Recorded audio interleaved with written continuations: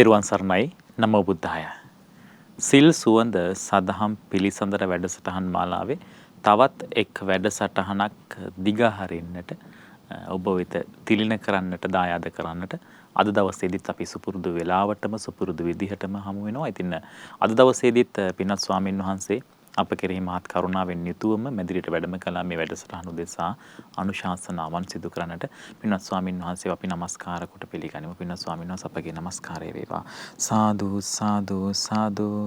පින්වත්නි, අද දවසේදී සිල් සුවඳ සදහම් පිළිසඳර වැඩසටහනේ මේ වැඩසටහන ඔබට සමීප කිරන්නට බැතිබර දායකත්වය එකතු කරන්නේ අංක 64 තම්මිටගම මෙගල්ලෑව යන ලිපිනේ පදිංචි පින්වත් DMR සඳරුවන් දිසානායක මහතා, ශාමලී කෞශල්‍යා සේනාරත්න මහත්මිය, නාරම්මල පදිංචි DMW රේණුකා දිසානායක වැඩිමහල් සහෝදරිය, බන්දු කුමාර ප්‍රියදර්ශන මස්සිනා, ඌරාගල කන්ද යටියන්තොට පදිංචි DMS ප්‍රියංගිකා දිසානායක බාල සොහොයුරිය සහ ලලිත් ජයවර්ධන මස්සිනා ඇතුළු එම පවුලේ සියලුම දෙනා විසින් තමයි අද දවසේදී බැතිබර විකාශන දායකත්වය එකතු කරන්නේ.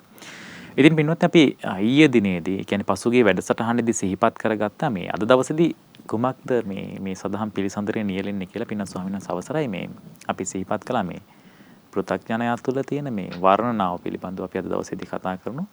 ඒ වගේම පින්වත්නි, අද මේ අපි පන්සිල් වලත් පංචශීලයේත් මේ සතුන් මැරීම නැත්නම් ප්‍රාණඝාතය කිරීම මෙන්න මේක සිල්පදයක් විදිහට ගොඩ නැගෙන්නේ කොහොමද, මේක සිල්පදයක් වෙන්නේ කොහොමද කියන කාරණා පිළිබඳව අද දවසේදී සිල් සුවඳ සදහම් පිළිසඳරේ අපි පින්වත් ස්වාමීන් වහන්සේගෙන් අනුශාසනා ලබා ගන්නට සූදානම් වෙනවා. දැන් සිල් සුවඳ කිව්වහම පින්වත් ස්වාමීන් වහන්සේ සිල්පද ගැන මතක් වෙන්නේ, සිහිපත් වෙන්නේ කෙනෙක්ට.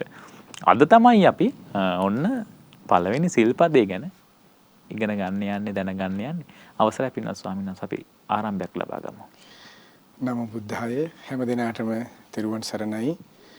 පින්වත් ශානකත් මතක් කළා වගේ සිල් සුවඳ වැඩසටහනේ අද තමයි සිල් සුවඳ ගැන කියලා දෙන්න යන්නේ. එහෙමයි.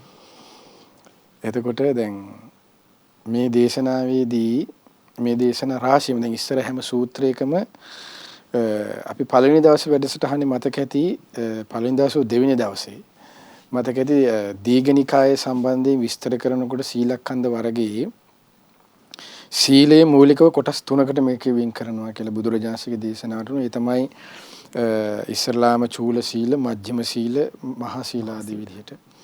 එතකොට එහිදී චූල සීලය කියන්නේ කුඩා සීලය කියන කොටස තමයි දැන් අපි මේ කතා කරන්න යන්නේ. එතකොට මෙහිදී මේ චූල සීල කියන කොටසට අයිති සිල්පද මුල් කරගැනීමෙන් තමයි පෘථග්ජනයෙක් වර්ණනා කරනවා නම් වර්ණනා කරන්නේ කියලා බුදුරජාණන් දේශනා කරනවා. දැන් අපි අර කලින් වැඩසටහනේ අවසන් කරනකොට ශාන ගැහුවේ මොකක්ද මේ ඊළඟ දවසේ කරන්න කියලා. එතකොට ඒ තමයි පෘථග්ජනයා දැන් දේශනාවෙත් තියෙනවනේ පින්වත් මහණෙනි, යම් කරුණකින් පෘථග්ජනයා තථාගතයන් වහන්සේගේ හැරි ධර්මයේ හැරි සංඝයාගේ ගුණ කියනවා නම් ඒ අල්ප මාත්‍ර ගුණයක් තමයි එයා කියන්න දන්නේ කියලා. සීලයක පැත්තකින් හඳුන්වන්න දන්නවනම් එයා සීලයේ පැත්තෙන් කියන්න දන්නේ අල්ප මාත්‍ර ප්‍රමාණයක් කියලා කිව්වනේ. ආන්නේ අල්ප මාත්‍ර ප්‍රමාණය තමයි මේ අද කතා කරන්න යන්නේ. එතකොට එයා දන්නේ මේ ටිකෙන් කියලා නතර වෙන්න. එතනින් එහාට එයා කියලා නතර වෙන්න දන්නේ. නමුත් ඒ ගුණ වර්ණ වැරදි නෙමෙයි. හරි. නමුත් අර පෘථග්ජනයාට ගෝචර වෙන්නේ එපමණයි. අන්න ඒකයි ඒකේ හේතුව, ඒකේ ක්‍රමය.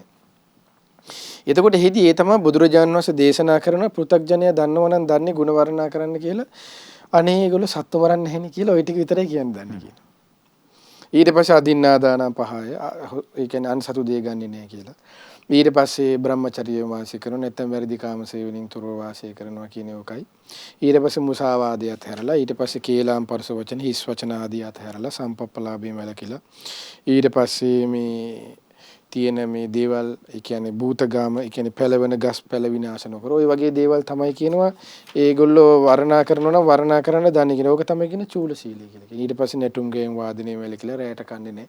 ඔය වගේ දෙයකින් තමයි එයාලා ගොඩාක් මේ ලොකුවට හිතලා වර්ණනා කරන්න ගන්න කියලා. ඒ පෘථග්ජනයාගේ වර්ණාවලට අයිති වෙන්නේ කියලා. ඒකට එයා ගොඩාක් බලාපොරොත්තු වෙන්නේ අර ලෞකිකව තිබෙන දෙයකින් සාමාන්‍යයෙන් කතා බහ කරලා අවසන් වෙන ක්‍රමයක් විතරයි එයා දන්නේ කියනවා.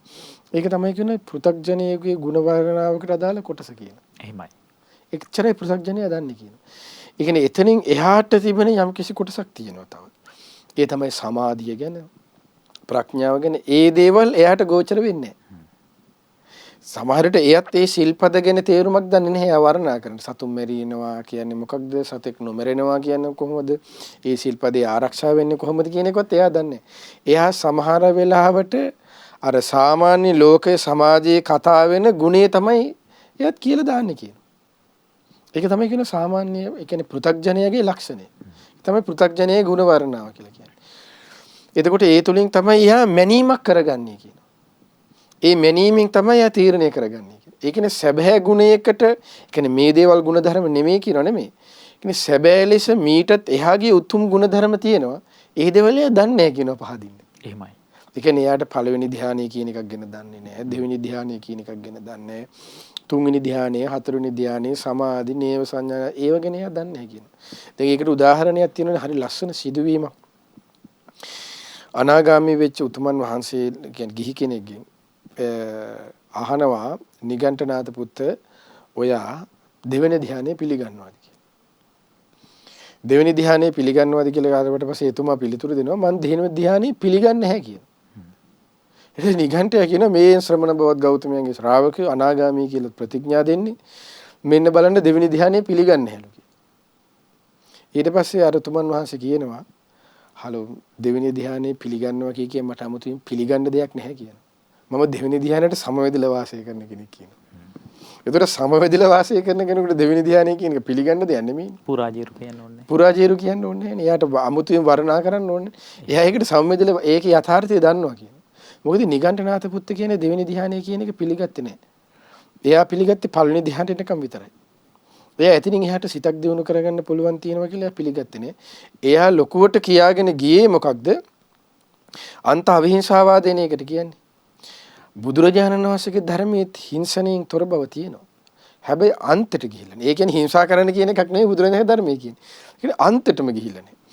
ඒ කියන්නේ උදාහරණයක් විදිහට අපි කියලා දෙන්න ගත්තොත් එහෙම එකම උදාහරණ තමයි වස් කාලේ. දැන් වස් කාලේ දැන් නිගණ්ඨනාථ පුත්තගේ වගේ ඒ ස්වභාවයෙන් යුතු පරිබ්‍රාජකයෝ බයින නිසානේ වස් පනවන්න හේතු වුනේ. එහෙමයි. එයාලා මොකද කිව්වේ? තනකොළත් ගසක් පන තියෙන ජීවි වර්ගයක් කිව්වා. මේ ශ්‍රමණ බවත් ගෞතමයේ කට්ටිය මේ අලුතෙන් එන තනකොළ ටික පාගගෙන විනාශ කරගෙන යනවනේ කිව්වා. මේ නිසා මේ හිංසාවක් මෙතන වෙන්නේ. ඒ නිසා මේගොල්ලෝ එක තැනකටවත් වෙලා ඉන්න දන්නේ නැහැ කියලා විදිහට දෝෂාරෝපණය කරන්න ගත්තා. ඒතර ඒ විදිහට තමයි එයාලා ඒ දෝෂාරෝපණයෙන් වළක්වන්නේ. වළක්වන්න ඒ කියන්නේ වළක්වන්න ඕනේ කියලා මෙතනින් අදහස් කරන්නේ බුදුරජාණන් වහන්සේ තමන්ගේ සංඝ පිරිසට තමන්ගේ ශාසනයට උතුමන් වහන්සේගෙට දෝෂා එන ඒවගෙන් වැළකීලා ප්‍රශංසාවට මාසා කියන එක නෙමෙයි. ඒ වළක්වන්න හේතුව තමයි ඒ දෝෂාරෝපණය හේතුවෙන් බොහෝ සත්වයේ ඒ කියන්නේ දෝෂාරෝපණය කරන බොහෝ දෙනෙක් ඒ අනුමෝදන් වෙන බොහෝ දෙනෙකුට අයහපත අවැඩ ඒ කියන්නේ දුගතියකට යන වැඩපිළිවෙලක් වෙන නිසා තමයි භාග්‍යතුන් වහන්සේ ඒ වළකින්න කියලා දේශනා කරන්නේ. නැත්තම් භාග්‍යතුන් වහන්සේ කිසි ප්‍රශ්නයක් නෙමෙයි. ඒ ශ්‍රාවකින්ටත් කිසි ප්‍රශ්නයක් නෙමෙයි. ඒ අය කෙරෙහි ඒ දෝෂාරෝපණය කරන අය කෙරෙහිම තියෙන කරුණාව නිසා මහා කරුණාව නිසාම යෝකෙන් වළකින්නේ කියලා කියන්නේ. එහෙමයි. එහෙනම් දැන් තව සිල්පද ගත්තොත් එහෙම දැන් ඒකේ බාහිරයෙන් දැන් අපි ගත්තොත් එහෙම පෘථග්ජනයාගේ වර්ණාවට අයිති වෙන සිල්පදෙන් විකාල භෝජනය දැන් මේක චූල සීලේ සාමාන්‍ය විස්තර කරගෙන අපි විස්තර කරලා දැන් කියාගෙන ගියේ. එතකොට එහිදී විකාල භෝජනය ගැන එහෙම කියනවනේ. දැන් ගොඩාක් වෙලාවට අද ගොඩාක් අය ස්වාමීන් වහන්සේලා විකාල භෝජනයක් ගැන සොයනවනේ කරනවා බලනවා හොයනවා එහෙමද කියලා හොයනවා.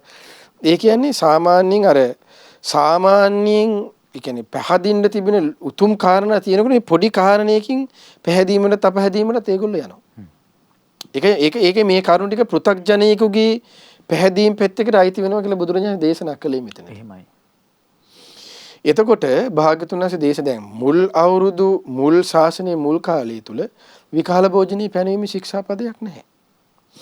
දැන් අපි මේ ශික්ෂාපද එකිනෙකට කතා කරනකොට ඒ අතීතයේ සිදුවීම් අපි කතා කරමු. ඒ කියන්නේ සාමාන්‍ය මුලින් මතක් කරගත්ත අපි සුළුවට ඒ තමයි බද්දාලි සූත්‍රය හැම විස්තරය තියෙනවා. දැන් ඒ කාලේ රාත්‍රියේට දැන් අද වගේ ටෝච් නැහැ, ලාම්පු නැහැ, කරන්ට් නැහැ. ඒ කාලේ කරවලේම යන්න තියෙන්නේ. ඒතර කරවලේ පින්ඩපාතේ වඩනකොට භාග්‍යතුන් වහන්සේට පහවදා ආරංචි වෙනවා කියන අන්න භික්ෂුවක් මොකක් හරි අර ගවර වලක වැටිලා. අන්න දැන් තමයි ගොඩ ගන්න කියලා. එහෙම නැත්නම් හරක්ගේ උඩ නැගලා වැටිලා පාත්‍ර පෙරලිලා කුඩු වෙලා ඔලු පලාගෙන රැට එන්නේ. ඒතර ඔහොම සිද්ධියක් වුණාට පස්සේ මේ ස්වාමීන් වහන්සේ අමාවක දවසක පොහොය නැති කියන්නේ හිර හඳ නැති දවසක රාත්‍රියේ දැන් පින්ඩපාත යනවා. ඒ කියන්නේ කැම ටිකක් සොයාගෙන ගියාට පස්සේ ගේ ඉස්සරහා කියලා දැන් ඉස්සර වගේ දැන් අද වගේ ගෙදර ඉස්සරහා පිටිපස්ස පේන ලයිට් තියෙනවනේ. ඒකේ ලයිට් නෑනේ. මේ ස්වාමීන් ගේ ඉස්සරහින් කියලා යන්නේ කොහෙද? ගේ පිටිපස්සට. පිටිපස්සට ගියාට පස්සේ ගෙදර මොන හරි වැඩක් බලක් කරලා ඉඳලා වතුර එක අහක් කරන්න ආවා ගෑනු කෙනා වතුර එක කොරහාරගෙන. ආපු ගමන්ම දැන් කට්ට කරුවලේ හිටගෙන ඉන්නවා ස්වාමීන් වහන්සේ එකපාරම අකුණක් ගැහුවා. පේන්නේ නෑනේ කරුවලේ දැන් මේ වගේ සිවුර පොරවගෙන කරුවලේ ඇත්තටම හිටන් හිටියොත් පේන්නේ අපි වඳුර ගන්න බෑ. එහෙමයි. එතකොට අර එකපාරක් අකුණක් ගැහුවට පස්සේ අර කාන්තාව බය වුණා. බය වෙච්ච ගමම කෑ ගැහුවා මෙන්න පිසාචෙක් ඇවිල්ලා කියලා අර වතුර කොරහන උද්දමලා ගහලා හරි ජනමරයක් වුණා.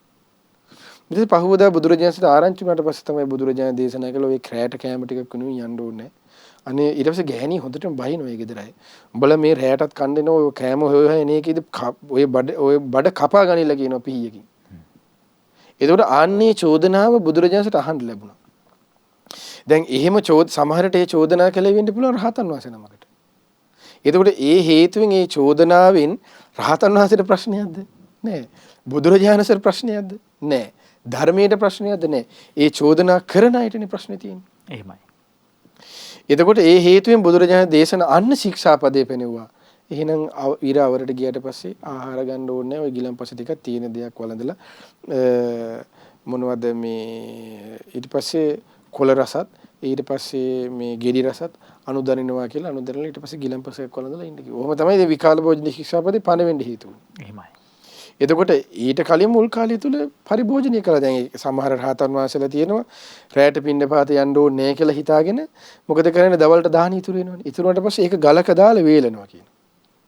වේලලා ඊට පස්සේ ඒකට වතුර කුඩු කරලා වතුර ඉහලා හවසට මේ ගුලි කරලා ඒක වළඳලා ආයෙ භාවනා කරගෙන ඉන්නවා කියන. එහෙම ස්වභාවයෙන් ඉස්සර තිබුණා. ඒ කියන්නේ ආහාරය කියන එකේ යම් බලපෑමක් සසරට එකතු වෙනවා. තමයි ආහාරය කියන එකත් කබලින්කාර ආහාරයත් සසරට උපකාර වෙන ආකාරය තමයි. නමුත් සසරක් ඒ කියන්නේ ගැඹුරු අධ්‍යයනයක් තුලින් සසරකට ගියාට මිනිස්සෙකුගේ ගුණයක්ම ඉන්න පුළුවන් සාධකයක් නෙමෙයි කෑම කියලා කියන්නේ. එතකොට කෑම ඒ වගේ සාමාන්‍ය දේවල් වලින් මේ ගුණේ මට්ටම ඒවා තීරණය කරන්නේවත් ඒකයි බුදුරජාණන් මේ කියන්නේ පෘථග්ජනයේ ගුණ වර්ණාවකට තමයි ඒ ටික අයිති වෙන්නේ. අවසරයි පින්වත් ස්වාමීන් වහන්සේ මේ සරලවම අපි මේ මහා දේවල් කිව්වට මේ පුංචිම සරලම දේවල්. පුංචිම සරලම දේවල් අතර. ඒ කියන්නේ දැන් ඒ කියන්නේ ඒ දේ කෑමක් කියන එකක් ආර්ය අෂ්ටාංගික මාර්ගයේ වැඩිවීමකට බාධාවක් වෙන්නේ නැහැ. ඒ කියන්නේ කෑවා කියලා සතර පහ එහෙනම් ගියේ හතර පහ යන්න බෑ නිරය යන්න ඕනේ. ඒ අනුව තමයි බුදුරජාණන් ඒ සිද්ධියට අනුව තමයි අන්න ශික්ෂාපද පනවන්නේ. එතකොට එහිදී ඒ වගේ මූලික ශික්ෂාපද හැම සිල්පදයකම තියෙනවා. සොරකමට, වැඩිකාම සේවනයේට, බොරුවට හැම එකකටම ඒ ශික්ෂාපදයේ පනවන්න හේතුවක් තියෙනවා. ඊට කලින් ඒ ශික්ෂාපදේ පැනවිලා නැහැ. ඊට කලින් ඒ කියන්නේ බොරු කිව්ව කියන එක නෙමෙයි. ඊට කලින් ඒ කිව්ව කියන්නේ බිව්වා කියන එක නෙමෙයි. ඒකට හේතු සාධකයක් පැනවෙනවා. ඒ අනුව තමයි බුදුරජාණන් වහන්සේ ඒ කියන්නේ භාග්‍යතුන් වහන්සේ ශික්ෂාපද පැනවීමට මූලික හේතු කාරණා කිහිපයක් මුල් වෙනවා. ඒ තමයි බුදුරජාණන් වහන්සේ දේශනා කරනවා පැහැදුණුවන්ගේ වඩාත් පැහැදීම පිණිසත් නොපැහැදුණුවන්ගේ පැහැදීම පිණිසත් තමයි කියනවා ශික්ෂාපද කියන එක පනවන්නේ. එහෙමයි. දැන් අරගොල්ලෝ නොපැහැදුණු අයන්නේ. දැන් නොපැහැදුණු අය නිසානේ බඩ කපාගෙන මෙරියල්ලා කියලා බනින්නේ. එහෙම අපි බනින්නේ නැහැනේ එහෙම ශ්වාසනමක් ආවා කියලා හරි. ඒකට ඒ වගේ තරහ ද්වේෂයෙන් ඒ විදිහට ඒකෙන් ආදීනේ වෙන්නේ යාටනේ ලොකු අනතුරක් වෙන්නේ. රහතන් වහන්සේ නමක්ම නොවේ කියමුකෝ අපි තුමු සෝවාන් ශ්‍රාවකෙක් කියලා. හරියට සීලයක් රකින්න හරි අඩුම ගානේ සිල්පද ටිකක් හරි රකින්න උතුමන් වහන්සේ නමක් කියමුකෝ. ඒතර ඒත් පවක් නේ. එහෙමයි. ඒතකොට අර අන්නය කෙරෙහි තිබෙන කරුණාවට තමයි ඒක බුදුරජාණන් සේ විදිහට පනවන්නේ. දැන් මුල් අවුරුදු 20 ගත්තාම ශාසනය තුල ශික්ෂාපද පැනවීමක් නැහැ. මුල් අවුරුදු 20 ගත්තාම ශාසනයේ අවම කෙනත් එක්කෝ සෝවාන් ශ්‍රාවකෙක්. එතනින් ඉහළ තමයි ඔක්කොම ශ්‍රාවකයෝ සකදාගාමි අනාගාමි එක්ක රහතන් වහන්සේලා. සද්ධානුසාරි ධම්මානුසාරි මට්ටමෙවත් නැහැ. ශාසනයේ මුල් අවදියේ පැවිදිච්ච ඔක්කොම උතුමන් වහන්සේලා සෝවාන් සිට ඉහළට. එතකොට ඒ වගේ කාලයක ඒ වගේ උතුමන් වහන්සේ එහෙමනම් එතකොට කොච්චර අනතුරක්ද? ශ්‍රාණිකේ භාගතුන්සේගේ මහා කරුණාවෙන් යුක්ත වේ සිල්පද පනවනවා කියන එකක් තියෙනවා. ඒ නිසා සීලය කියලා කියන්නේ ඇත්තටම අපිට ඒ කිනාට ආධ්‍යාත්මික දෙයක්. අපි යම් කිසි කෙනෙක්ගේ ගිහි වේවා පැවිදි වේවා කාගේ හරි සීලයක් මුල් කරගෙන අපි ඒ සීලයෙන් චෝදනා කරනවා නම් ඔව් සැබෑ ලෙසම අසත්පුරුෂයෙක්. එහෙමයි. බුදුරජාණන් වහන්සේ අපිට කවදාවත් කාගේවත් සීලයකින් චෝදනා කරන්න කිව්වේ නැහැ. කාගේවත් සීලයකින් අපිට ඒ සීලයේ දෙස බල ඉන්න කිව්වෙත් නැහැ. බුදුරජාණන් වහන්සේගේ දේශනාවේ හරි ලස්සනට තියෙනවා ආඝාත පටිවිණී කියලා සූත්‍රයක් තියෙනවා. ආඝාත පටිවිණී සූත්‍රයේ ඔබට යම් කිසි කෙනෙක් ගැන ඔබට මේ ලෝකෙ සිටින පුද්ගලයන් ගැන ද්වේෂය තරහ අමනාපය ඇති වෙන්න පුළුවන් කියන. එතකොට මේ අමනාපය තරහ ඇති වෙන්නකොට ඔබ ඒ දුරු කරගන්න ඕනේ මේ ආකාරයට කියන. ඒ තමයි කියනවා ඔබට එක පුද්ගල වර්ගයක් තමයි හම්බ වෙනවා කියනවා. ඒ තමයි කියනවා කය සංවරයි කියනවා. කය සංවර කියලා කියන්නේ සතුන් මරන්නේ, හොරකම් කරන්නේ, වැරදි කාම සිද්ධින්නේ. නමුත් එයාගේ වචනේ අසංවරයි කියනවා. බොරු කියනවා, කේලම් කියනවා, පරුස වචන කියනවා, හිස් වචන කියනවා කියනවා. එතකොට අපිට උනත් තරහ යනව නේද? මේක බොරුකාරයෙන්, මේක වංචාකාරයෙන්, මේක කේලම් කියන මිනිස්සෙක් අපි බයිනවනේ. බුදුරජාණන් දේශනා කරනවා එහෙම එයා කෙරෙහි ද්වේෂයක් තරහක් ඇති කරගන්න එපාය කියනවා. එයාගේ දකින්න කියනවා අර හොඳ පැත්ත තිබ්බේ. මොකද්ද? සත්තු මරන්නේ, හොරකම් කරන්නේ, වැරදි කාමසේ දෙන්නේ නැහැ කියන කයේ සංවරය තිබ්බේ. ඒ ටික බලන්න කියනවා. එතකොට බලන්න බුදුරජාණන් වහන්සේ නමක් අපිට සිතක චිත්ත දමනයකට අපේ සිත් පුරුදු කරවන හැටි. ඇත්තටම මේ විදිහට බලන්න යම් කිසි කෙනෙක් හුරු වුණොත් ඇත්තටම එයාගේ සිත දමනය වෙනවනේ. එහෙමයි. අන්න ඒකයි ශාසනයකින් කරන්නේ. නැත්නම් අර කණ එක ගැනයි සල්ලි එක ගැන ඕවනේ අද ගොඩාක් කියන්නේ. ඉතින් ගිහිල්ලා සමහරට චෝදනා කරනවා Tamanට සීලයක් නේ. එතකොට ආන්න ඒකේ අපිට තියෙනවා මොකක් හරි බලන්න හොඳ ගුණයක් තියෙනවා. අපි වතුර ටිකක් හරි දීලා ඇතිනේ අපිට. අපිට ඒක අපි දැනගන්න ඕනේ ඒක සීක. ඒකයි සත්පුරුෂයාගේ ලක්ෂණය කියලා කියන්නේ. දැන් දේශනාවේ කොහේ හම්බුණා ශානකට වේවා මට වේවා ඔයගොල්ලන්ට වේවා කිව්වොත් කොහෙවත් හම්බෙන්නේ නැහැ. සූත්‍ර පිටකේ සාරිපුත්ත මහ රහතන් වහන්සේ අනුන්ගේ අනිත් හිටපු ස්වාමීන් වහන්සේලාගේ ඇදයක් හොයවා ගිහිල්ලා කිව්වා කියලා. එහෙමයි. මහා කස්සප මහ රහතන් වහන්සේ හොයලාවිලා ශාස්ත්‍රුන් වහන්සේට ඈදගෙන ඇවිල්ලා මේ රෝම් පාර යනවා කියලා දැන් ඇවිල්ලා පෙන්නවා කියලා. එහෙම කොහෙවත් හම්බෙලා නැහැ. එතකොට ආන්නේකයි. දැන් මහා කස්සප මහ රහතන් වහන්සේගේම ජීවිතය ගත්තාම මහා කස්සප මහ රහතන් වහන්සේ වයෝවෘද්ධ වුණාට පස්සේ වයසට ගියාට පස්සේ අපගේ භාගතුන් වහන්සේම දේශනා කරන ටිකක් වයසට ගියාට පස්සේ කස්සපේ ඔබ බොහෝ කාලයක් තිස්සේ දැන් මේ තුන් සිවුරින් යැපෙනවා පාංශු කුලිකාංගින් යැපෙනවා ඒ කියන්නේ ගෙපිලි වලින් පින්ඩ පාති වැඩගෙන ඊට පස්සේ මේ ගල් සෙනසුන් වල වාසය කරනවා ගල්ලින් වල කැලේ ඉන්නවා දැන් එහෙම ඉන්න ඕනේ මේ ජේතවනාරාමයට වෙලා මේ කුටියකට වෙලා පාඩු ඉන්න කියනවා ඊට පස්සේ මහා කස්සප මහ රහතන් වහන්සේ කියන්නේ මොකක්වත් නෙමෙයි ස්වාමීනි භාගතුන් වහන්සේ මට ඉන්න පුළුවන් කියනවා මම ඉන්නේ නැතුව මේ පාංශු කුලක සිවුරේ මේ විදිහට මං යැපෙන්නේ එක කරුණක් මුල් කරගෙනයි කියනවා. ඒ තමයි කියනවා ස්වාමීනි අනාගතයේ මේ ශාසනයට යම් පිරිසක් ගිහිවිව පැවිදිව ඇතුල් වෙනවා කියනවා. ඒ අයට අනුග්‍රහය පිණිස තමයි කියනවා. අතීතයේ අපගේ උතුමන් වහන්සේලා මේ විදිහට ගෙපෙළ වලින් පින්ඩපාත වැඩි. මේ විදිහට තුන් සිවුරෙන් යපුණේ. මේ විදිහට ආරණ්‍යකාංගේ මේ විදිහට අබ්බෝකාශිකාංගේ මේ විදිහට ගිරිගුහා සෙනසුන් වාසය කරමින් වාසය කළේ කියලා දැනගන්නකොට ඒ අය කෙරෙහි ආදර්ශයේ පිණිස ඒ අයට එයින් සංවරයක් ඇති කරගන්න හිතට යම් කිසි අදහසක් ඇති කර ගැනීම පිණිසයි මම මේ ආදර්ශයෙන් මේ අයට මේ දක්වන්නේ කියනවා. ඒකයි ශ්‍රාවකීන්ගේ ස්වභාවය කී නෑන අරයාගේ දේවල් හොය හලෝ කියලා අර නිකන් කපුට වගේ කුණුවවුස් වෙන ස්වභාවයක් නෑ. ඒක නගර සභාවේ ලොරි ගතියක් නෑ. අර මේ කුණු එකතු කරන ගතියක් නෑ ශ්‍රාවකීන්ගේ. ශ්‍රාවකීන්ගේ තියෙන තමන්ගේ ස්වයන් ධමනයකින් ස්වයන් ධමනයෙම අන් අයට ඒ ආදර්ශයක් පිණිස පෙන්වන එකයි. මේකේ ආදර්ශයට වඩා අවවාදයට වඩා ආදර්ශය උතුම් කියලා කිව්වේ ඒක. ආදර්ශයෙන්ම අවවාදය දෙන්නේ. ඒ කියන්නේ අර මේ අනිත් ස්වභාවයක් නෑ. තමා සම්මතිය ඉඳලා කියන්නේ. තමා සම්මතිය පිහිටා සිට. ඒකේ තමාගේ සම්මතිය තුල කෙලින්ම පිහිටනවා. එහෙමයි. දොඩ එහෙම වුණාට පස්සේ කිසිම චෝදනාවක් නැහැ. ඇයි මේ ලෝකේ ඒ කියන්නේ මේ ලෝකයේ කෙනෙක් ශානක ඇතුල් කියන්නේ දැන් අද කාලේ ඒ මුල් කාලෙන් පස්සේ ඊට පස්සේ ඇතුල් වෙනකොට පෘථග්ජන මට්ටමේ ඉඳන් ආයෙත් ඇතුල් වෙන්නේ. එහෙමයි. එතකොට ඒ කෙනාගේ දැන් ඒ කෙනාගේ ඇඳුම වෙනස් වෙලා සිවුර දාගත්ත කියලා එයා පෘථග්ජනෙක් නේ තින්නේ. ඊට පස්සේ එයා ගිහියෙක් විදිහට ආවත් ඒත් පෘථග්ජනෙක් විදිහටම නෙන්නේ. ඇවිල්ලා ඉස්සරලාම අහන්නේ බුදුරජාණන්සේගේ ධර්මයේනේ. එහෙමයි. ඒ ධර්මයේ අහනකොට එයා බලනවා මේ කියන දේ මෙයාලගේ ඒක තමයි සාමාන්‍ය ලෝකයාගේ ලක්ෂණය.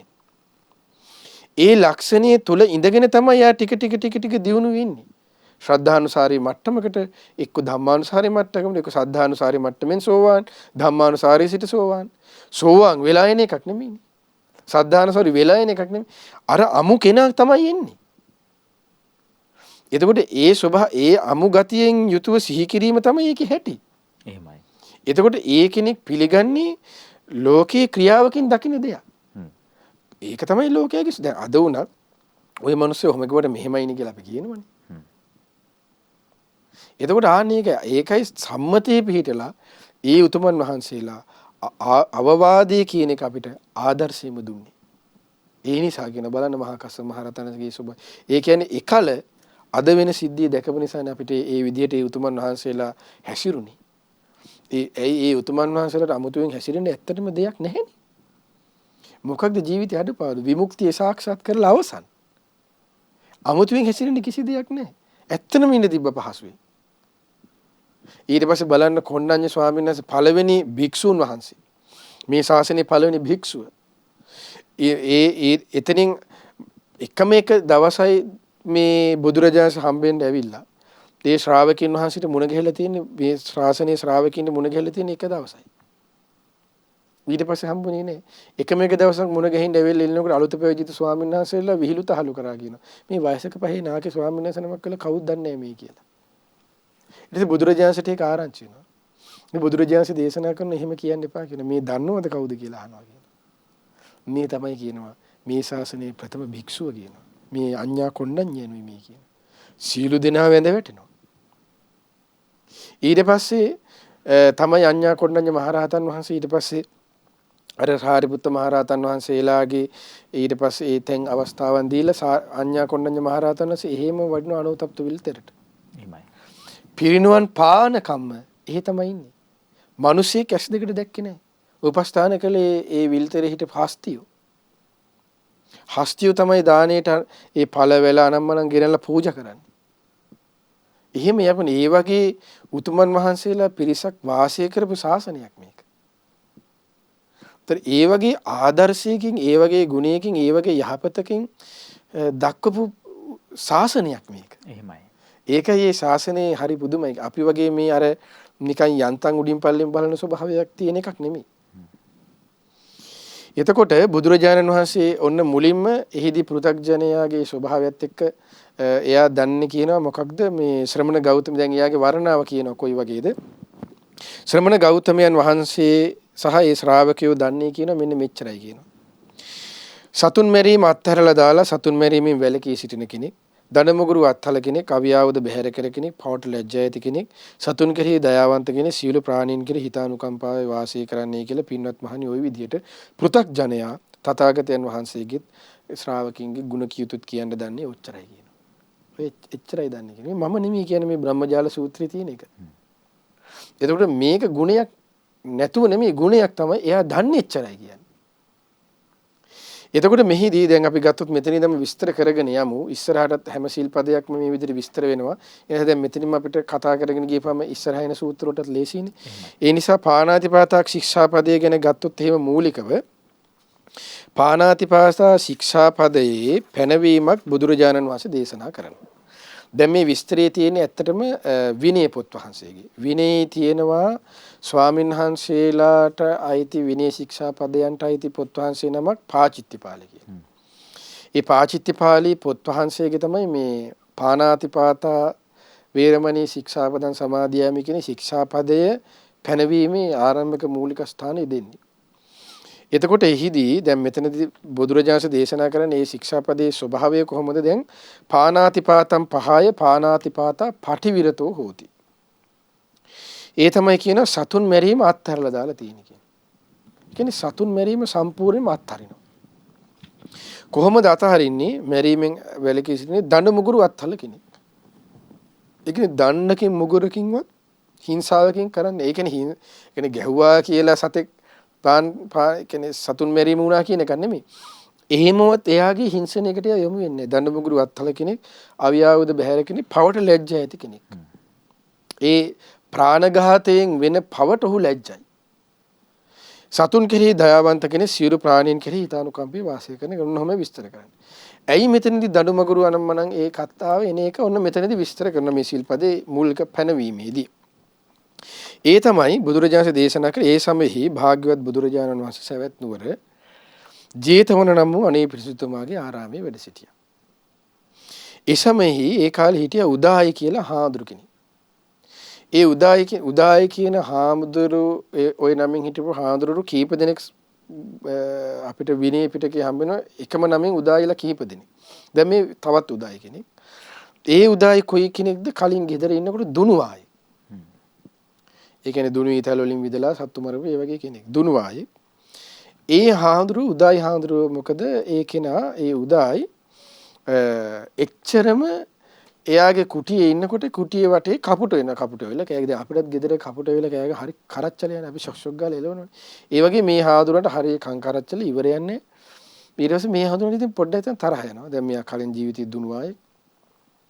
එතකොට මෙයාගේ මොකද කරේ මේක හරියන්නේ නැහැ කියලා මෙයා දන්නවනේ දැන් දුන්නේ එහෙම හදන්න. මෙයා කොහොම හරි ආරණ්‍ය ඔය වගේ ඉන්නකොට දුන්නකුත් හැදුවා. හදලා මොකද කරේ කෝටු කෑලි උල් කරලා මේවා කරගෙන මොකද කරේ අර ඉන්න ගම කපුටන්ට තිබ්බා. දැන් කපුරු ටික මරනවා මෙයා. කවුද මේ උදායි? උදායි වික්ෂු. උදායි හාමුදුරුවෝ දැන්. ඔහොම කපුට මරමරින දැන් කපුට එක අඩු වෙනවා ගිහිල්ලා දැන් අර කපුටු යම් කිසි ග්‍රහණයක් අපිට අඩු වුණාට පස්සේ ටක් ගාලා තේරෙනවා නිත් අයට. ඉතින් අනිත් ස්වාමීන් වහන්සේලා ඇහුවා මේ මොකද මේ ඉස්සර නම් සත්තු ආවා දැන් ඉන්නෙත් නෑ කිසිම සතෙක් ඉන්නේ. මේ මොකද මේ හේතුව කියලා ඇහුවා. එවෙල ඔහොම හොයාගෙන බලනකොට අන්න අහුණා. බහුණා මොකද්ද? මෙහා දෙනවා මෙන්න වැඩේ. මොකද්ද? සත්තුන්ට හොඳට විදිලා මරනවා. කලින් ජොබ් එක දැන් මහාන වෙලත් පටන් අරන්. ඊට පස්සේ මොකද කළේ? මේ ඒ ස්වාමීන් වහන්සේලා ඔන්න ඊට පස්සේ කිව්වා බුදුරජාණන් වහන්සේ ඕකට ගරහන කෙනෙක් අපිට ශාස්ත්‍රුන් වහන්සේ අපිට දේශනා කරේ ප්‍රාණීන් කෙරෙහි හිතානුකම්පී වාසය කරන ඔයා කරන මේ වැඩේ මොකද්ද? හොඳ නැති දෙයන්නේ. ඉතින් මෙයා කිව්වා නෑ ඉතින් එහෙම බුදුරජාණන් වහන්සේ අපිට සත්තු මරන්න එපා කියලා පනවලා ආත් මොකක්වත් එහෙම කන්නේ නෑනේ ඉතින්. එහෙම අවුලක් වෙන්න බෑනේ කියලා කිව්වා. ඊට පස්සේ ඒ ශාසන මොකද කරේ? බුදුරජාණන්සට මේක ගිහින් සැලකලා. භාග්‍යතුන් වහන්සේ දේශනා කරා ඒ භික්ෂුවට එන්න කියන්නේ යාට. ඊපස්සේ ආවා. ආවට පස්සේ සවස ධම් සභා මණ්ඩපයේදී භාග්‍යතුන් වහන්සේ පෙනෙව්වා යම් කිසි කෙනෙක් දැන ප්‍රාණින්ගේ ජීවිතයක් නේ දැන අන්න එතන අන්න වචනේ දැනගන්න ඕනේ දැන කියන එක. අර කෙලවරක නැහැ අන්තික නැහැ. දැන ප්‍රාණීන් ඝාතනය කරනවා නම් ඒ කියන්නේ චේතනාව මෙහෙवला සිතා එහෙමයි. ඝාතනය කරනවා නම් අන්න ඒක තමයි කිව්ව ප්‍රාණඝාතයේ සිල්පදේ කැඩෙන්නේ එතකොටයි කිව්වේ. එහෙමයි. කියලා අන්න මෙන්න මේ විදිහට පානාතිපාතම් පහය පානාතිපාතා පටිවිරතෝ නිහිත දන්න ඕන්න ඔය ශික්ෂාපදේ පැනෙවුවා. දන්න මුගුරුවත් ඇරලා අවියාවදත් ඇරලා කියලා ඔන්න ශික්ෂාපදේ පැනෙවුවා. එතකොට ඕක තමයි ශික්ෂාපදයේ පැනවීමත් ඒ සඳහා වෙච්ච සාධක කතාව. එහෙමයි. එතකොට මෙහිදී ප්‍රාණයා කියලා කියන්නේ අද කුසෙහි උපන් දැන් මේ මොහොතේ සිට උපන් අවසාන මරණ මොහොතේ පණ දින දක්වා සිටින හැම කෙනාම තමයි ප්‍රහාණය විදියට අයිති වෙන්නේ. අවසන් පින ස්වාමීන් වහන්සේ පළවෙනි ශික්ෂාපදයේ පැනවීමද? පළවෙනි ඒක නෑ දැන් අපි මෙහෙම ගත්තොත් එහෙම පාණාතිපාතා කියලා කියන්නේ දැන් අපිට මුලින් පාණාතිපාතය කියලා කිව්වට මේක නෙමෙයි පළවෙනිම ශික්ෂාපදේ. මීට කලින් තව ශික්ෂාපද පන දැන් මෙතන පාණාතිපාතයේ මේ විදිහට පනවන්න කලින් බුදුරජාණන්සේ ප්‍රාරාජික ශික්ෂාපද පනවනවා. එහෙමයි. එතනදී කෙලිම මනුස්ස ඝාතනය මුල් කරගෙන පනවනවා. එතකොට ඉස්සෙල්ලා පැනෙව්වේ මේ ශික්ෂාපදයේ මේ ඒක අර අපි පිළිවෙලට අනුව ඉතින් මෙහෙම විස්තර කරනවා. ඒත් ඒ ක්‍රමයේ තමයි තියෙන්නේ. එතකොට එහිදී බුදුරජාණන් ওই විදිහට දේශනා කරනවා ප්‍රාණයා කියලා කියන්නේ කොමක්ද?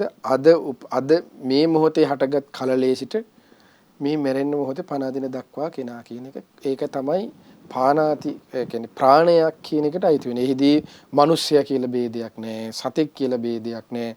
ඊට පස්සේ ඊළඟට ගත්තාම දැන් අනිකුත් සත්තු ඉන්නේ අපිට ඒ කිසිම ඒ කියන්නේ එහෙම ભેදයක් නෑ. ප්‍රාණ කියන්නේ සත්ව ඒ වගේම මිනිස්සේ හැම එකකටම. එතකොට ඒ ස්වභාවයෙන් යුතු කෙනෙක් ගැන දැන චේතනාව මෙහෙवला අන්න ජීවිත ඉන්ද්‍රිය සිඳලනවා කියන අදහසින් යුක්ත. අන්න ජීවිත ඉන්ද්‍රිය මම මෙයාගේ නැති කරනවා කියන අදහස. මේකා මරනවා කියන අදහසින් අන්න ඒ කියන්නේ මේ චේතනාව හොඳට අපිට තේරෙන්නේ. දැන් අපි සාමාන්‍යයෙන් පොඩි කාලේ උනත් සමහර අය සත්තු මරලා තියෙන කූඹි මරනවා. විහිළු උඩ තහලුවට හරි මැරුවට මෙයා මරලා බලන්න ඕනේ, අණ්ඩක් කඩලා බලන්න ඕනේ කොහොමද ඇද ඇදී යන්නේ කීක. දැන් ඒ වගේ හිංසා සංකල්ප අපිට ඉස්සෙල්ලා පහළ වෙනවනේ. ඒක දැන දැනනේ අපි කරන්නේ. එතකොට අන්නේ දැන දැන කළොත් අන්න ඒක තමයි ප්‍රාණඝාතයට අයිති වෙන්නේ කියනවා. ඊට පස්සේ බුදුරජාණන් වහන්සේ දේශනා කරනවා ප්‍රාණඝාතය වෙන්නේ නැත්තේ කොහොමද කියලා. ඒ තමයි කියනවා නොසිතා කරන්නව කියනවා කියන. ඒ කියන්නේ අසංචිච්ච. ඒ කියන්නේ ඒ පිළිබඳව සංඥාවක් නැහැ එයාට. එයාට නොදැනීම වෙනවානේ. ඒ කියන්නේ නොදැනීම වෙනවා කියලා කියන්නේ මම මේ නොදැනීම ඉන්නක මම මේ ජරබර ගාලා පාගනවා කියන එක නෙමෙයි. දැන් ඔන්න ඇවිදගෙන යනවා අපි. ඇවිදගෙන දැන් ශානකයි මායි කතා කරගෙන යනවා කියමුක පියා පැත්තට. දැන් ඇවිදගෙන යන ගමන් අපිට කූඹියක් ඉන්නවා. ඔයාට පේන්නෙත් නැහැ මට පේන්නෙත් නැහැ. ඉතින් අපි දෙන්නට පෑගිලා මැරෙනවා. අපි දෙන්න දන්නෙත් නැහැ. එතකොට අන්න ඒ වගේ අවස්ථා නොදැනීනේ. එහෙමයි. එතකොට ඒ කරුණක් අන්න ප්‍රාණඝාතය වෙලා නැහැ කියනවා. ඒ කියන්නේ මේ හැම ශික්ෂා පදයකටම බලපවත්වන ප්‍රධානම කරුණ තියෙන්නේ චේතනාවයි. එහෙමයි. සියලුම ශික්ෂා පදවලට බුදුරජාණන් වහන්සේ ශික්ෂාපද බිඳුනට පස්සේ ඒ භික්ෂූන් බුදුරජාණන් මුණ ගැහෙන්න එනවනේ. ආවට පස්සේ උනේ කොහොමද වෙච්ච හැටි කොහොමද ඒක කොලේක ලියන්නේ ඒක මට ලියලා ගෙනල්ලා දෙන්න ඒක පොතේ ලියන්න එහෙම කතා අහන්නේ නැහැ. බුදුරජාණන්සේ අහන්නේ මෙච්චරයි ඔබගේ චේතනාව ගැන විතරයි අහන්නේ. ඒ ගැන රචනාවක් ලියන් ඉන්න කියන්නේ. බුදුරජාණන්සේ අහන්නේ භික්ෂුව ඔබගේ චේතනාව මොකක්ද? එතකොට අන්න කෙනා දන්නවනේ ස්වාමීනි මට චේතනාව තිබ්බා. එතකොට දැන් පරාජිකා පාළි වල එහෙම පළවෙනි දැන් මනුෂ්‍ය ඝාතනයනේ තියෙන්නේ. දැන මනුෂ්‍ය ඝාතනයක් කරොත් එහෙම ඔන්නේ භික්ෂුව පරාජිකා. එතකොට එහෙදී ඒ සමහර ස්වාමීන් වහන්සේලා දැන් ඔන්න කුටිවල වැඩ කරනවා. කුටියක වහලේ ගහනවා. වහලේ ගහනකොට යටින් ඉන්න ස්වාමීන් වහන්සේලා යටින් පරාද ලී අනම්මනම් දෙන්න එපා. උඩින් ඉන්න ස්වාමීන් වහන්සේලාමක් අතින් ලී අතහැරෙනවා. අර ස්වාමීන්ගේ ඔළුවටම වැටෙනවා අර මැරෙනවා.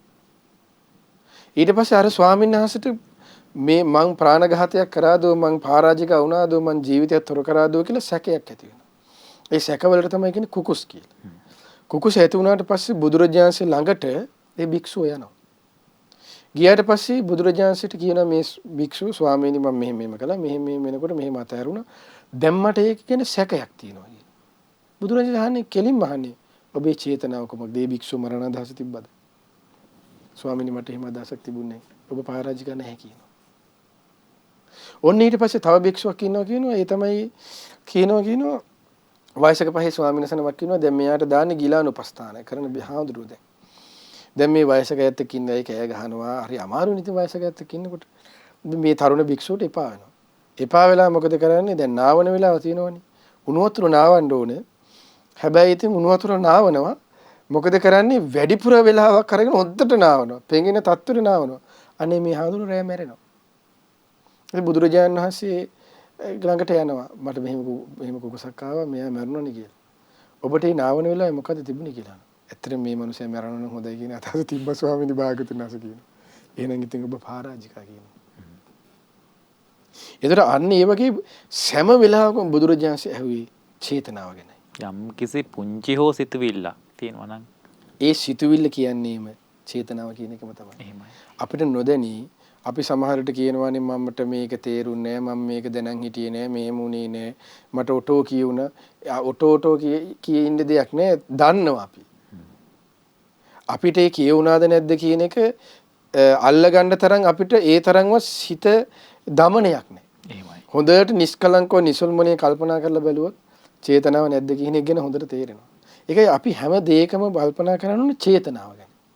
චේතනාවෙන් යුක්තව තමයි චේතනාව මෙහෙනවා අපි කරන කිසිම දෙයක් නෑ. අපි කනවනම් චේතනාව මෙහෙවල ඒකන්නේ. අතපය සොලවනම් චේතනාව මෙහෙවල සොලවන්නේ. ඊට පස්සේ කතා කරනවා චේතනාව මෙහෙවල කතා කරන්නේ.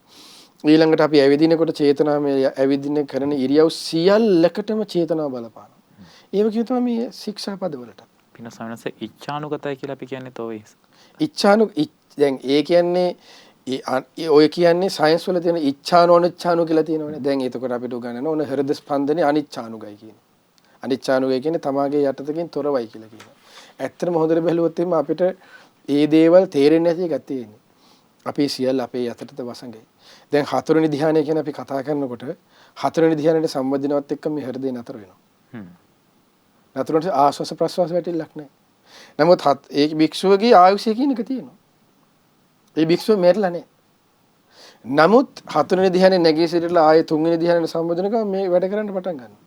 අනිච්චානුක ඉච්ඡානුක කතා නැහැ. ඒ ඉතින් අර සාමාන්‍ය පෘථග්ජන ලෝකයේ තමයි ඉච්ඡානුක අනිච්චානුක කතා යන්නේ ඉතින්. ඒකට ඒත් එක්ක අපිට හැම දෙයකටම චේතනාවේ බලපෑමක් තියෙනවා. නිදහසට කාරණා නැහැ. නිදහසට කාරණා නැහැ. එහෙමයි. ඒකයි බුදුරජාණන් හැම වෙලේටම චේතනාව හොඳට හොය හාර චේතනාව ගැනම බලන්න කියන්නේ. ඒකයි බුදුරජාණන් දේශනා කළේ චේතනාම් භික්කවේ කම්මං වදාමි. චේතනාව මෙහෙवला යමක් කරයිද ඒක කර්මයේ පැත්තට හැරෙනවා. කම්මං වදාමි. ඒ චේතනාවට අන්න එකතු වෙන්න ඕනේ කරුණු ඒ තමයි කම්මං වදාමි කායේන වාචාය මනස. ඒ චේතනාවට කයෙන් පැත්තක් එකතු වෙන්න ඕනේ.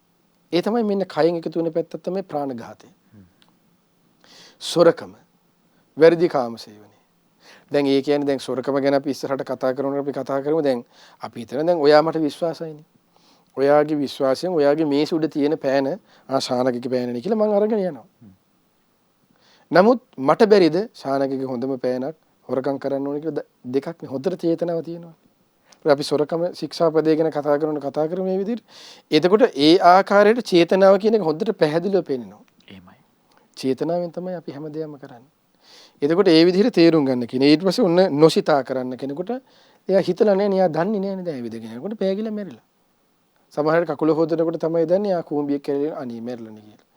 එතකොට අන්න එයාට ප්‍රාණඝාතය වෙලා නැහැ.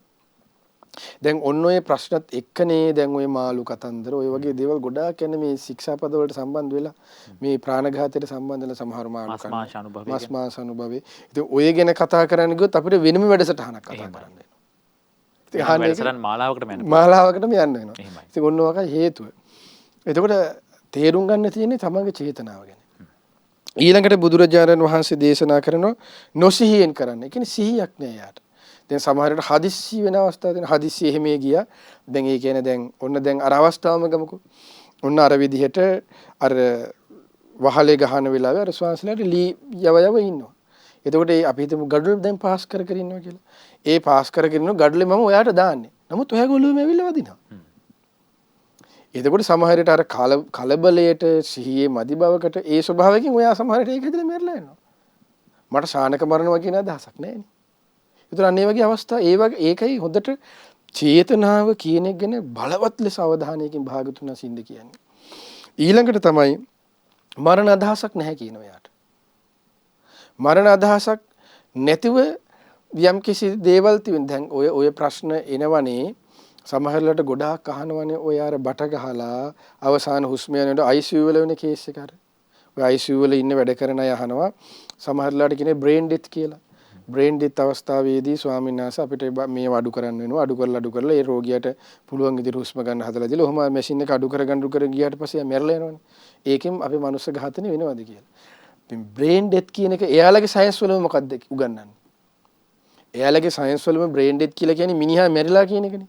එහෙමයි. එතකොට එහෙනම් මිනිහා මැරිලා නම් ඒක එතකොට දුවන්නේ අර බාහිරින් දෙන මේ සුවසනයෙන් බාහිරින් දෙන ඔක්සිජන් ටිකකින් විතරනේ දුවන්නේ. එයාලගේ සයන්ස් වල මුගන්නන බ්‍රේන් එකෙන් ඔක්කොම වෙන්නේ කියලා මොලෙන්. මොලෙන් තමයි අතපය විහිදුවන්නේ, මොලෙන් තමයි හෘද ස්පන්දනය වෙන්නේ, මොලෙන් තමයි වකුගඩු, මොලෙන් තමයි යක්මාව, අරකයි මේකයි පෙනාලුයි ඔය ඔක්කොම උගන්නලා තියෙනවනේ එයාලට. එතකොට එයාලා දන්න බ්‍රේන් ඩෙත් කියන්නේ මිනිහා මාලා. ඇත්තටම එයා මැරෙන එක කියන්නේ. එතකොට එයාට සැකියාවක් නැහැ. එතකොට ඒ සමහරට ඒ බටයක් ඒකේ තියෙන ප්‍රමාණය අපි දෙන ඔක්සිජන් ප්‍රමාණය අර වැකුම් එකේ ප්‍රමාණය හරි එන්නෙන් අඩු කරනවා. ඒ ප්‍රතිකර්ම ක්‍රමයක ස්වභාවය. දැන් සමහර වෙලාවට ප්‍රතිකර්ම දැන් එතකොට යා මම මේක අඩු කරන්න මේ මොනුසයා මැරෙන්න දෙන්නම් හොදට වැඩේ මේ මැරලා යන එහෙම හොදටම හොවොත් ඒ අයගේ එහෙම අදහසක් නැහැනේ. ගොඩාක් ඒ වැඩ කරන අයගේ තියෙන මේ මිනිස්සු සූපත් වේවා කියන අදහසනේ. ඒ සමහර වෙලාවට සමහර බෙහෙත් දෙන්නේ. දැන් සමහර වෙලාවට මේ බෙහෙත දෙනවා ඒ බෙහෙත ගහනවා හැබැයි විස වෙලා මැරෙනවා. ඒතර එයාගේ අදහස නැහැනේ මම මෙයා මරන්න මේ බෙහෙත ගහුවේ කියන එක. අවසරයි පින්න ස්වාමීන් වහන්සේ තව තියෙනවා මේ ශල්‍ය කර්ම තියෙනවා. මේක කළොත් සමහරට සනීප වෙන්නත් පුළුවන් සමහරට මැරෙන්නත් පුළුවන් කියලා ගන්නවා. එතකොට ඒ අවස්ථා දෙකේ gedara හිටත් කියනවනේ. එතකොට කියලා සමහරේ ශල්‍ය කර්ම කරන අස්සනත් ගන්නෙ. එහෙමයි. එතකොට ඒ වෛද්‍යවරයන් එහෙම වුණා කියලා ඒක ප්‍රාණඝාතයක් වෙන්නේ නැහැනේ. එතකොට ඕන වෙලාවක අපේ චේතනාව තියන අනේ මේ මනුස්සයා කොහොමද සූපත් වෙනවා කියන අදහසින් නේ ගන්නෙ. එහෙමයි. මේක ඉතින් වෙන්නේ නැහැ. ඉතින් ඒක එයාගේ කර්මානුරූප පසුබිමත්. ඒක රෝගියාගේ පැත්ත.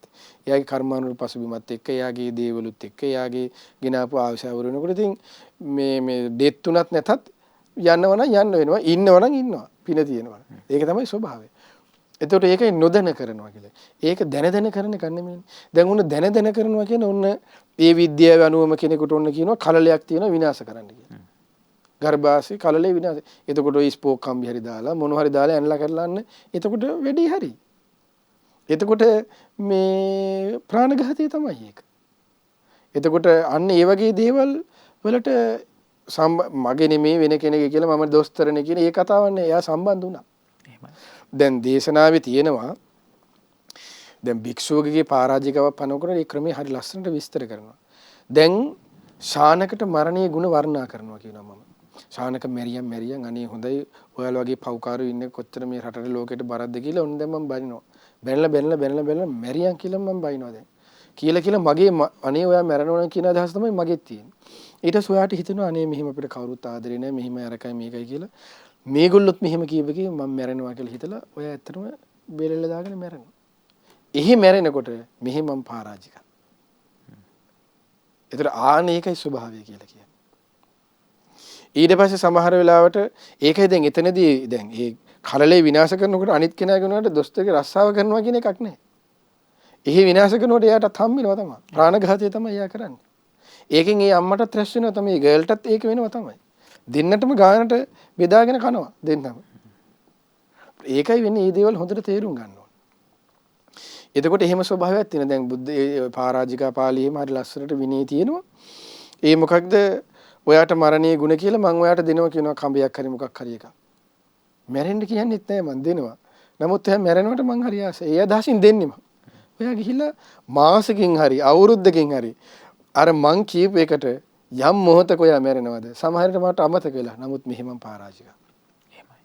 ප්‍රාණඝාතය කියන්නේ අපි මේ පාණාතිපාතා වේරමණී සික්ඛාපදං සමාදන් සාදු කියලා සමාදන් වුණාට එහෙම එසේ මෙසේ සිල්පදයක් නෙමෙයි. බෙල්ල කපලා මරන්න ඕනේ නෑ. බෙල්ල කපලා මරන්නම ඕනේ. අපිට හිතෙන්නේ මේ බෙල්ල කපලා මරන්න මෙහෙම තියෙන එකක් කියන එකන්නේ. ඒකයි මේක හරි සියුම් කියලා කියන්නේ. ඉතින් ඒ නිසා හොඳට නුවණින් සිහියකින් යුක්තව ඒකයි චේතනාව ගැනම බල ඒ අදහසින් යුක්තවම මේ හැසිරෙන්න ඕන කියලා කියන්නේ. එතක යාන්නේ ඒකයි මෙහි තේරුම. ඊට පස්සේ බුදුරජාණන් දේශනා කරන උම්මත්තකයට අනාපත්ති කියනවා. දැන් පිස්සු හැදිච්ච කෙනෙක් ඉන්නවනේ. දැන් ඒකනේ උසාවියේ තියෙන්නේ. පිස්සට මිනිමරුවන්දී පිස්ස නිදහස් නේ නිදොස් කොට නිදහස්. ඒ පිස්සෙක්. එහෙමයි. මානසික රෝගියෙක් අත්සනක් යෙදුවත් ඒක පිළිගන්නේ නැහැ නේ. ඒකනේ දැන් ඒකනේ උම්මත්තකයට ශාස්ත්‍රුන් වහන්සේ බව අනාපත්ති කියලා පනවනවා. එහෙමයි. එතකොට ඒ කියන්නේ උම්මත්තකයි. ඒ කියන්නේ යාට පවක් වෙන්නේ නැහැ නෙමෙයි. ඒ කියන්නේ එතන දැන් එතකොට කියන්න බල ඔක්කොම පිස්සු හැදුන මිනිස්සුන්ට සවාස පවක් වෙන්නේ නැද්ද කියලා. අපි ඔක්කොම පිස්සුනේ නේ. අපි ඔක්කොම පිස්සු සබ්බේ සත්ත උම්මත්තකයි කියලා ධර්මයේම තියෙනවනේ කියලා. ආය දන්නවනේ අපි ඒ ගානට ඒවා රවුම් බෝල කරලා රවුම් කරලා ගන්න බේරෙන්න. එතකොට එහෙම එකක් නෙමෙයි මේ කියන්නේ. ශාස්ත්‍රුන් වහන්සේ තමයි ලෝකයේ කර්මයන්ගේ විපාකයන්ගේ විශේෂ හඳුනන්නේ. ඒ නිසා තමයි ශාස්ත්‍රුන් වහන්සේ මෙතනදි පෙන්නේ. ඒතර උම්මස්තක කියලා කියන්නේ ඇත්තට මෙතනදි සම්පූර්ණම පිස්සු. මේ අද වගේ අර හිරෙන් බේරෙන්න පිස්සු මට අමතක වුණා එහෙම කතා නෙමෙයි මේ පිස්සනම් පිස්සා. එතකොට අන්න ඒ වගේ අවස්ථාවකදී උම්මත්තකයේ ගතින් එහෙම මේ වුණාට ඒෙහිදී යාට අනතුරක් වෙන්නේ නැහැ කියලා බුදුරජාණන් විස්තර කරන්නේ. එතකොට මේ විස්තරය ඉතින් අපිට කරන්න අපිට ඒ ගෝචර වෙන්නේ නැහැ. අපිට ඒකේ පාව වෙනවද පාව වෙන්නේ නැද්ද ඒ කොහොමද වෙන්නේ ඒ වෙන්නේ නැහැ. ඒක තමයි බුදුරජාණන්සේ පැනවීම. අපිට තියෙන්නේ ඒක මොකද බුදුරජාණන්සේ තමයි දන්නේ මේ කර්ම විපාකයන්ගේ විශේෂ අචින්තයයි. ඒ ස්වභාවය දන්නේ ශාස්ත්‍රුන් වහන්සේ. ඒතර ওই විදිහට බුදුරජාණන් වහන්සේ අනාපත්‍ති පනවනවා. එතකොට ওই විදිහට අනාපත්‍ති පනවනවා ඒ විදිහට තමයි ශික්ෂාපදේ කැඩෙන්නේ නැත්තේ කියන කරුණ විස්තර කරනවා. ඒ නිසා තේරුම් ගන්න තියෙන්නේ යම් කෙනෙක් ශික්ෂාපදයක් තුල සමාදන් වෙනවා නම් සමාදන් වෙලා සිටින හොඳට චේතනාව ගැන අවධානයෙන් ඉඳලා චේතනාව පිළිබඳව අවධානයෙන් හිටියොත් ඔහුට ශික්ෂාපදයේ තුල සංවර වීමක් සහ ශික්ෂාපදේ ආරක්ෂා කර ගැනීම කැඩිලා නම් නැවත සංවර වෙවි ජීවිතේ පුරුදු කර ගැනීම අවස්ථාවක් එයාගේ ජීවිතේ ලැබෙනවා. අද වැඩසටහනෙන් ඔබට යම් කිසි අවබෝධයක් ලැබෙන්නට ඇති දැන් ඔන්න සිල් සුවඳ වැඩසටහන් මාලාව මොන වගේ දිශානතියකට ගෙනියන්නේ කියලා. දැන් අද තමයි හරියටම මේ වැඩසටහන් මාලාවේ අපි යන දිශානතිය පිළිබඳව ඔබට අවබෝධයක් ආවේ. ඇත්තටම සැබෑ සිල් සුවඳ විසිරෙන්නට පටන් ගත්තේ දැනෙන්නට පටන් ගත්තේ අද දවසේ. ඉතින් මේ ප්‍රාණඝාතය තුල අපි තුල තිබුණු යම් යම් කුකුසවල් යම් කිසි ආකාරයෙන් සංසිඳවා ගන්නට අද දවසේදී අපිට හැකියාව ලැබුණා. ඉතින් අද දවසේදී මේ වැඩසටහන වෙනුවෙන් දායකත්වය එකතු කළ පින්නතුන් දෙසා මේ මොහොතේදී පුණ්‍ය අනුමෝදනාවන් සිදු කරන අවස්ථාව පින්න ස්වාමින් වහන්සේ අවසරයි වෙනුවෙන්. සිල් සුවඳ සදහම් දේශනාව සඳහා අද දායකත්වයේ දරන්නේ අංක 64 තම්මිටගම මීගලවැන ලිපිණී පදිංචි පින්වත් ඩී.එම්.ආර්. සඳරුවන් දිසානායක මහතා, ශ්‍රාමලී කෞශල්‍ය සේනාරත්න මහත්මිය, ඒ වගේම නාරම්මල පදිංචි ඩී.එම්.ඩබ්ලිව්. රේණුකා දිසානායක, වැඩිමහල් සොහිරිය, ඒ වගේම බන්දු කුමාර ප්‍රියදර්ශන මස්සිනා, ඌරාගල කන්ද යටියන්තොට පදිංචි ඩී.එම්.එස්. ප්‍රියංගිකා දිසානායක බාල සොහිරිය සහ ලලිත් ජයවර්ධන මස්සිනා ඇතුළු පවුලේ සියලු දෙනාගේ දායකත්වයෙන් යුක්තව තම්මිටගම මීගලවැන ලිපිණී පදිංචිව සිට පෙබරවාරි මාස 4 වන දිනට උපන් දිනයේ යෙදෙන විශ්‍රාමලත් සාමාන්‍ය අධිකාරී ඩී.එම්.කේ. ජයසූරිය දිසානායක මහතාට සහ අප්‍රේල් මාස 15 වන දින උපන් දිනයේ සමන WM සෝමනාවති වාසල මෑණියන්ට සෙත් ප්‍රාර්ථනා කිරීමේ බලාපොරොත්තු වෙන. රැස් කරගන්ට යෙදුන සියලු පුණ්‍ය ධර්මයන් පින් කැමැති සියලු දෙවියන්ට අනුමෝදන් කරමු. සක්දෙව් රජුන්, ඒ වගේම ධතරාෂ්ට්‍ර විරූඪ විරූපාක්ෂ වෛශ්‍රවණ සතරවරම් දෙව් මහරජ දරුවන්, ආලවක සෙන්පතිතුමන්, සීවක සෙන්පතිතුමන් ඇතුළු සියලු සෙන්පති දෙවිවරුන්ට මේ පින් බීමට අධිග්‍රහිත සිටින්නා වූ සියලු දෙවියෝ, සුමන සමන් දෙවිනුදුන්, උපුල්වන් දෙවිනුදුන් ඇතුළු ලක්දිව බුදුසසුන සුරකින්න නානා නම්ගොත් වාසී ප්‍රදේශ බාර පළාත් බාර සියලු දෙවියන්, බඹලෝ වාසී බ්‍රහ්මීන් මේ පින් අනුමෝදන් වෙත්වා. අනුමෝදන් වූ දිව්‍ය ආයුෂ වරණ සැප බලයෙන් වැඩෙත්වා. ශ්‍රද්ධා සීල සුත ත්‍යාග ප්‍රඥා යන සීක බල ධර්මයෙන් වැඩෙත්වා. පිනින් සතුටු වන සියලු දෙවියන්ගේ දිව්‍ය රැකවරණේ ආරක්ෂා උදව්පකාර ඒ දායකත්වයේ දරනව පින්වත් හැම දිනාටමත් සලසා දෙත්වා. දෙවියෝද බ්‍රහ්මයෝද මේ පින් අනුමෝදන්ව ගෞතම බුදු සසුනේ චතුරාර්ය සත්‍ය ධර්මයේම අවබෝධ කරත්වා. ඒ වගේම දෙපාර්ශ්වයේම මිය පරලොවගේ දෙමාපියන් වන නෑගම්පහ කලා මෙදවච්චියේ විසු ඩී.එම්. කපුරුබණ්ඩා ආතාට, ඒ වගේම එච්.එම්. කුමාරියාමි අත්තම්මාට, අඹම්පොළ බක්මීව විසු WM. උක්කුබණ්ඩා අත්තාට, ඒ වගේම WM. පුංචිමෙනිකේ අත්තම්මා ඇතුළු ඒ නම් සඳහන් කළ නොකළ ඔබ අප සියලු දෙනා නමින්ද මිය පරලොව ගොස් ඥාති වර්ගයා පින් බලාපොරොත්තු වෙන් ඇත්නම් ඒ සියලු ඥාතීන්ගේද පරලොව ජීවිතය සැපවත් වෙත්වා, සුවපත් වෙත්වා, සුවපත් වෙත්වා, සුවපත් වෙත්වා. ඥාතීන්ද සංසාර දුකින් අත මිදිත්වා. සුජීවත්ව සිටින දෙමාපියන්ට, ඥාතීන්ට, සහෝදර සහෝදරියන් ඇතුළු පවුල් දූදරුවන්ටත්, සුවවිරුවන්ටත්, ඒ වගේම රණවිරුවන්ටත් මේ සෙත් ප්‍රාර්ථනා කරන්නේ හැමදිනම බලාපොරොත්තු වෙන. ඒ වගේම අංක 64 තම්මිටගම මීගලවැන ලිපිණී පදිංචි පින්වත් ඩී.එම්.ආර්. සඳරුවන් දිසානායක මහතා, ඒ වගේම ශ්‍රාමලී කෞශල්‍ය සේනාරත්න මහත්මියට, ඒ වගේම නාරම්මල පදිංචි ඩී.එම්.ඩබ්ලිව්. රේණුකා දිසානායක වැඩිමල් සොහොයුරිය, බන්දු කුමාර ප්‍රියදර්ශන මස්සිනා, ඌරාගල කන්ද යටියන්තොට පදිංචි ඩී.එම්.එස්. ප්‍රියංගිකා දිසානායක බාල සොහොයුරිය, ලලිත් ජයවර්ධන මස්සිනා ඇතුළු පවුලේ සියලු දෙනාටමත් ප්‍රධාන අරමුණ වන තම්මිටගම මීගලවැන ලිපිණී පදිංචි පෙබරවාරි මාස 4 වන දිනට උපන් දිනයේ යෙදෙන විශ්‍රාමලත් සාමාන්‍ය අධිකාරී ඩී.එම්.කේ. ජයසූරිය දිසානායක පියාණන්ටත්, අප්‍රේල් මාස 15 වන දින උපන් දිනයේ යෙදෙන WM සුමනාවති වාසල මෑණියන්ටත් මේ සියලු පින් අනුමෝදන් වී හැම දිනාමත් නිදුක් වෙත්වා, නිරෝගී වෙත්වා, සුවපත් වෙත්වා. චිරජීවනය දීර්ඝායු සම්පත් සැලසෙත්වා. අතුරුාන්තරා බාධා කරදර දුක් පීඩා ජීවිතවලට නැත්නම් ඒ සියල්ල දුරින්ම දුර වෙත්වා.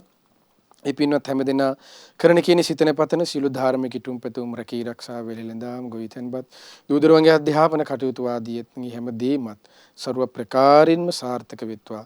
පුරුණුවන්ගේ සරණින් දෙවි රැකවරණින් ගෞතම බුදු සසුනේ උතුම් ධර්මාභෝධී පිණිස හැම දිනාටත් මේ සියලු පින් ඒකාන්තයෙන් හේතුපකාර වෙත්වා.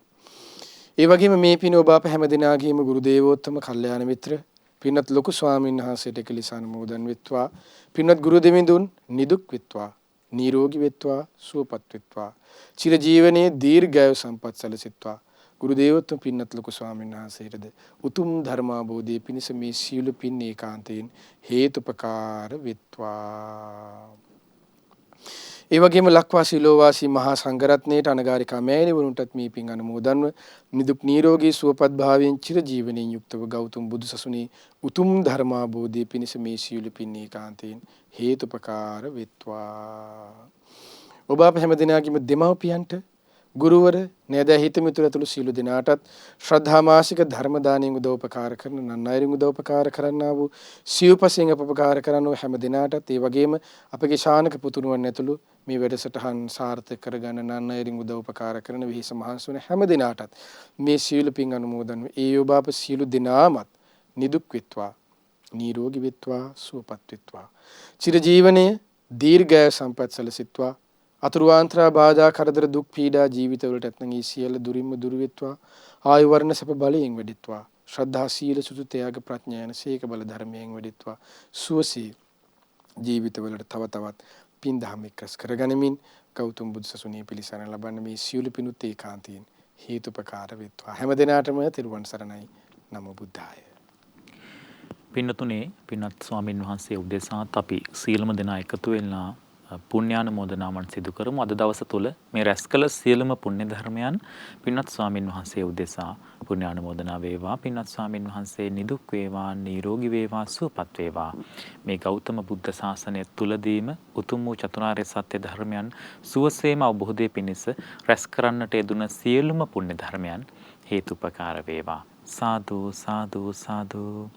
පින්වත්නි අද දවසේදී මේ සිල් සුවඳ සදහම් පිළිසඳර සදහම් දේශනාව ඔබට සමීප කිරීම උදෙසා දායකත්වය එකතු කළේ අංක 64 තම්මිටගම මිල්ලෑව යන ලිපිනේ පදිංචි පින්වත් DMR සඳරුවන් දිසානායක මහතා, ශාම්ලී කෞශල්‍යා සේනාරත්න මහත්මිය, ඒ වගේම නාරම්මල පදිංචි DMW රේණුකා දිසානායක වැඩිමහල් සහෝදරිය, බන්දු කුමාර ප්‍රියදර්ශන මස්සිනා, ඒ වගේම ඌරාගල කන්ද යටියන්තොට ලිපිනේ පදිංචි DMS ප්‍රියංගිකා දිසානායක බහල සොයුරිය සහ ලලිත් ජයවර්ධන මස්සිනා ඇතුළු එම පවුල්වල සීලම දෙනා. ඉතින් පින්නතුනේ ඒ පින්නතුන්ට වගේම පින්වත් ඔබටත් පුළුවන් සීල සුවඳ වැඩසටහන් මාලාවේ එක වැඩසටහනක් වෙනුවෙන් ඔබගේ දායකත්වය එකතු කරන්න. ඒ ගැන විස්තර දැනගන්න පුළුවන් 071 232 88 87 දුරකථන අංකය ඔස්සේ. පින්වත් ස්වාමීන් වහන්සේ මේ අපි අදත් සිහිපත් කරගමු අපි එළවෙන දිනේ සීල් සුවඳ වැඩසටහන් මාලාවේ කොයි ඉසවුවටද යන්නේ කියලා.